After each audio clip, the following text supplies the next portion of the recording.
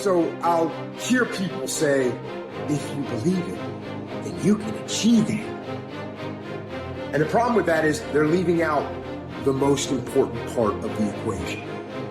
And that part is work, action, actually doing something. That's what you have to do to achieve anything. Yeah, you gotta believe it, but you better get the work done. When you're a kid, you're all potential. It's chaotic potential. It can manifest itself in any number of ways. And maybe you don't want to give that up. So you're like Peter Pan. You want to be a kid forever because you don't want to give up the potential. And you look out in the world and all you see are Captain Hooks, who've lost a hand, who are chased by death because that's the clock in the crocodile. It's already got a taste of him. He's terrified by death and he's a tyrant. Well, I don't want to grow up to be that. So I won't be disciplined at all. Well, that's no good because the way the potential transforms itself into actuality is through discipline. You say, well, I don't know what to do. It's like, that's okay. Nobody does. Go do something. Do the best thing that you can think of.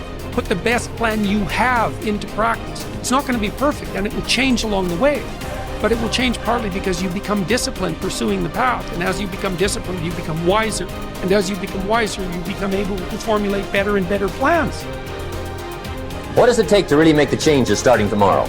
It also takes more than enthusiasm. I know we're hearing a lot about enthusiasm these days, but see, that just won't do the job. So you can get all excited about lifting 200 pounds till you get to the gym.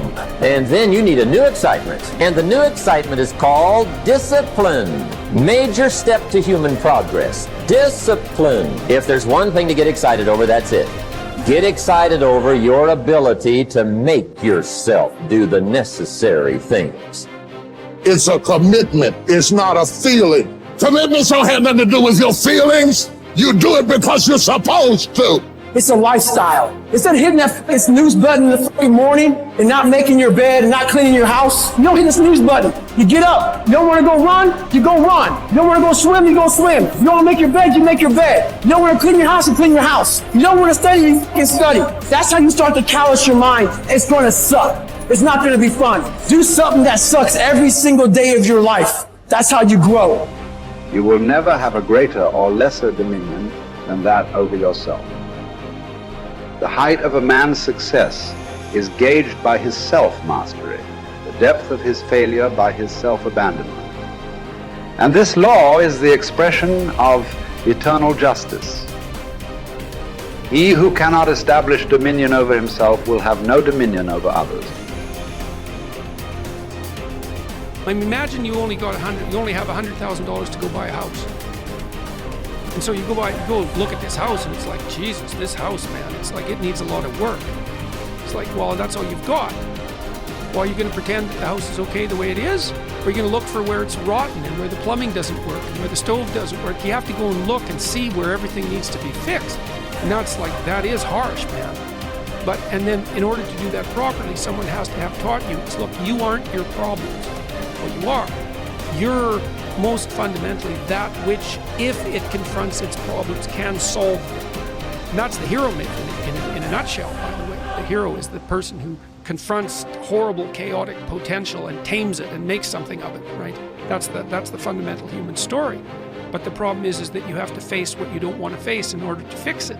Yeah. And so you look at all the things about yourself that need to be burned off, that need to be dispensed with. And that, man, especially at the beginning, especially if you're screwed up, that might be like 95% of you just has to go up in flames. And it's painful. Even some of that stuff that you have to burn off doesn't want to die. And it'll scream in agony while you're burning it off. It's not pleasant. But if you know that you're the thing that can transcend your problems, most fundamentally, if you know you're the thing that, if it faces the problems, can transcend them, then you have the faith that would enable you to take stock of who you are. The chief task in life is simply this: to identify and separate matters so that I can say clearly to myself which are externals, not under my control, and which have to do with the choices I actually control. Where then do I look for good and evil? Not to uncontrollable externals, but within myself to the choices that are my own. Remember that among the things over which we have complete control are the goals we set for ourselves. I think that when a Stoic concerns himself with things over which he has some but not complete control, such as winning a tennis match, he will be very careful about the goals he sets for himself. In particular, he will be careful to set internal rather than external goals. Thus, his goal in playing tennis will not be to win a match, something external over which he has only partial control, but to play to the best of his ability in the match, something internal over which he has complete control. By choosing this goal, he will spare himself frustration or disappointment should he lose the match. Since it was not his goal to win the match, he will not have failed to attain his goal as long as he played his best. His tranquility will not be disrupted.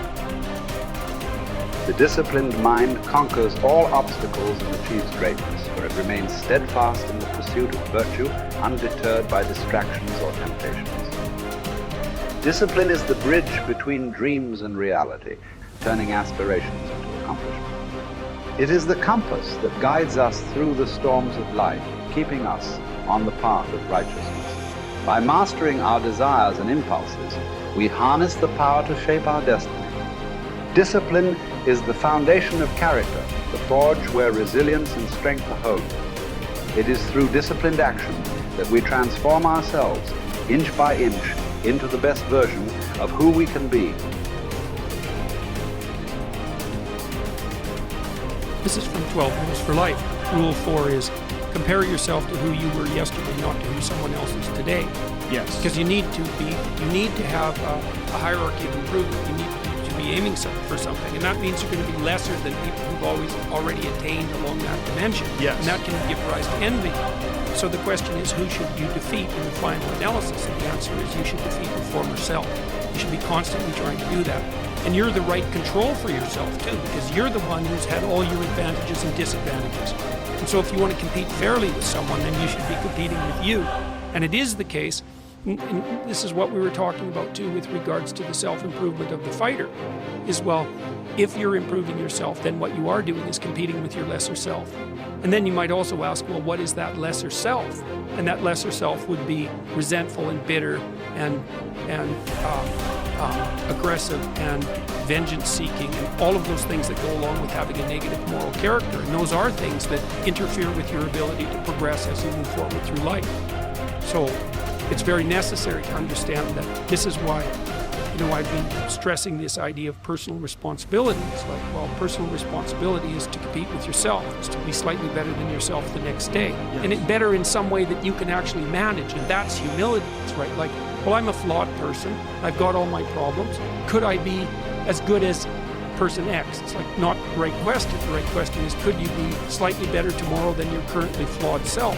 And the answer to that is, if you have enough humility to set the bar properly low, then you could be better tomorrow than you are today. Because what you also have to do is you have to say, well, here's all my flaws and my insufficiencies, and the best that someone that flawed and insufficient could do to improve and actually do it is this. And that's not worth going out in the street and celebrating with placards, It's like, well, this is why I tell people to clean their room. It's not going to brag to someone that you did that. But someone as insufficient as you might be able to manage it. And that means you actually are on the pathway to self-improvement, and you're transcending your former self. And you might say, well, what's the right way of being in the world, if there is such a thing? And it's not acting according to a set of rules. It's attempting continually to transcend the flawed thing that you currently are. And what's so interesting about that is that the meaning in life is to be found in that pursuit. So I've been laying that out in these discussions too, because it's saying, well, the fundamental issue is that life is tragic and difficult, very tragic and difficult for everyone. And it's also tainted by malevolence, because no matter how things are tragic and difficult, but there's always some stupid thing that you could do or someone else could do that could make it even worse than it has to be. So that's life. And you need an antidote to that, because that can embitter you.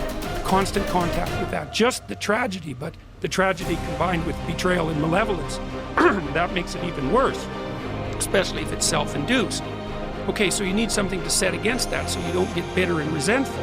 Well, what do you set against that? Doing something worthwhile, by your own definition, say. You need some reason to get the hell out of bed on a terrible day because you've got something good to do. Well, what's the best thing you can do? Transcend your current wretched and miserable self.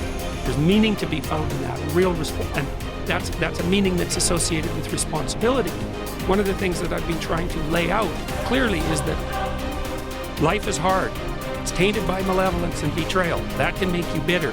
You need a meaning to offset. Where's the meaning to be found? Not in rights, not in impulsive pleasure, but in responsibility. You take responsibility for yourself, so you take care of yourself.